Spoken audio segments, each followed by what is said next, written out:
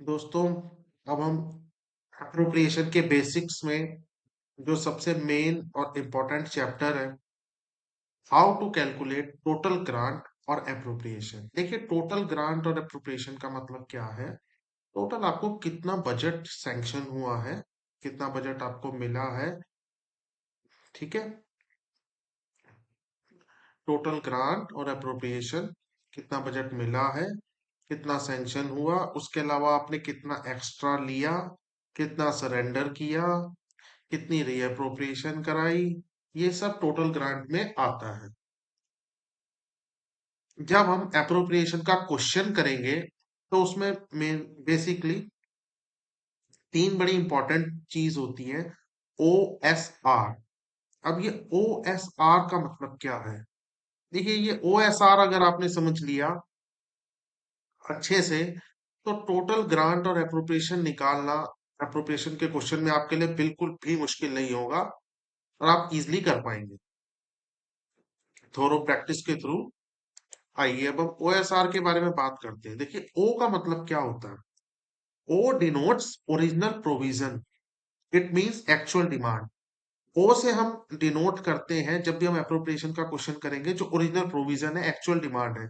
मतलब जब आपके डिपार्टमेंट ने बजट मांगा होगा, तो उसने शुरू में 1 करोड़ या 2 करोड़ 4 करोड़ जितना भी आपको चाहिए होगा कि इस ऐड के लिए 2 करोड़ दे दो, इसके लिए 50 लाख दे दो, इसके लिए 10 लाख दे दो।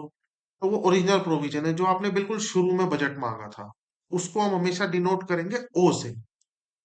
टोटल ग्रांट और अप्रोप्रिएशन खाली ओ भी हो सकती है, खाली ओ प्लस एस भी हो सकती है, O plus S plus R भी हो सकती है, O plus S minus R भी हो सकती है।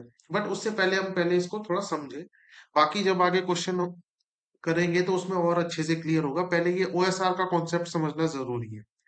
S denotes supplementary demands. The additional grant required to meet the required expenditure of the government is called supplementary grants. देखिए, सप्लीमेंट्री डिमांड्स क्या होती हैं। आपने कुछ बजट लिया था ओरिजिनल प्रोविजन में, मान लीजिए 2 करोड़ लिया था, लेकिन वो 2 करोड़ आपको पता है खर्च हो गया है लगभग। आपको 20 लाख या 30 लाख रुपए की जरूरत है, तो आप सप्लीमेंट्री डिमांड मांगते हैं। उसको हम कि आप हमें थोड़ा और बजट दे दीजिए, हमें जो है कोई एक्सपेंडिचर हमारा आ गया है अनसीन, जो कि कंपलसरी है, उसके लिए हम सप्लीमेंट्री डिमांड लेते हैं, जिसको हम एस से डिनोट करते हैं। तो ये जो सप्लीमेंट्री डिमांड होगी, ये ओरिजिनल प्रोविजन में जुड़ जाएगी, ओ प्लस एस हो जाएगा। ठीक है। अब हम आते हैं आर। आर का मतलब होता है, R denotes reappropriation. Reappropriation means the transfer of funds from one detail head to another detail head within the departmental grants. देखिए, ये बहुत अच्छा समझने वाला पॉइंट है जो इसमें लिखा है। रीअप्रोप्रिएशन का मतलब सिंपल ये होता है कि आप सप्लीमेंट्री नहीं ले रहे। आपको ये पता है कि कई सारे हेड होते हैं एक डिपार्टमेंट के, 2 4 6 8 10, जिसका जैसा आवश्यकता उस हिसाब से हेड हेड उसके बनाए जाते हैं। एक पर्टिकुलर हेड में से आपको पता है कि पैसा बच जाएगा, उस पर्टिकुलर हेड का जो है पैसा काफी बचा हुआ है, ज्यादा खर्चा नहीं होगा, तो वो अमाउंट जो है लैप्स हो जाता है after closing of financial year, वो किसी काम का नहीं रहेगा। इसलिए हम कहते हैं भाई आप रीअप्रोप्रिएट कर दीजिए, मतलब उस पर्टिकुलर हेड का जिसमें पैसा बचा हुआ है जो यूज नहीं हो पाएगा, जिस हेड में हमें पैसे की रिक्वायरमेंट है, उस पैसे को में उस हेड में दे दीजिए। इसको हम बोलते हैं reappropriation. O plus S plus R होगा। बट इसमें एक मोस्ट इंपॉर्टेंट पॉइंट क्या है। जैसे हमने एक हेड में O plus S plus R कर दिया, बट किसी हेड में से भी तो वो निकला होगा, तो वहां से माइनस आर होगा। ये क्वेश्चन जब आप करेंगे उसके आंसर में, तब आपको समझ आएगा कि आर रीअप्रोप्रिएशन का इफेक्ट दोनों हेड पे होगा। उस हेड पे भी होगा जिस हेड में आपने पैसा डाला निकाल, और उस हेड में भी होगा जिस हेड से पैसा निकला।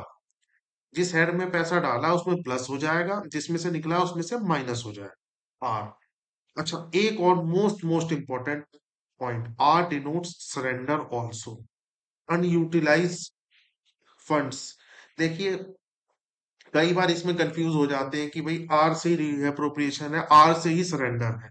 देखिए सरेंडर को भी हम आर से ही डिनोट करते हैं। सरेंडर का मतलब क्या होता है कि कोई हेड है, उसका आपको पता है कि वो पैसा आपके काम नहीं आना, रीअप्रोप्रिएशन की भी आपको रिक्वायरमेंट नहीं है, इसलिए आप उस पैसे को सरेंडर कर देते हैं पहले ही, फाइनेंशियल ईयर क्लोज होने से पहले आप उसको सरेंडर कर देते हैं, ताकि आपको मिनिस्ट्री में जवाब ना देना पड़े कि आपने इतना पैसा लिया था, आपने वो खर्च क्यों नहीं किया, इसलिए सरेंडर करते हैं। कि जब आपको पता था कि ये पैसा यूज नहीं हो रहा तो आपको सरेंडर करना चाहिए था। तो उसको सरेंडर को भी हम आर से ही डिनोट करते हैं। तो ये था हमारा OSR। ये मोस्ट मोस्ट इंपॉर्टेंट है।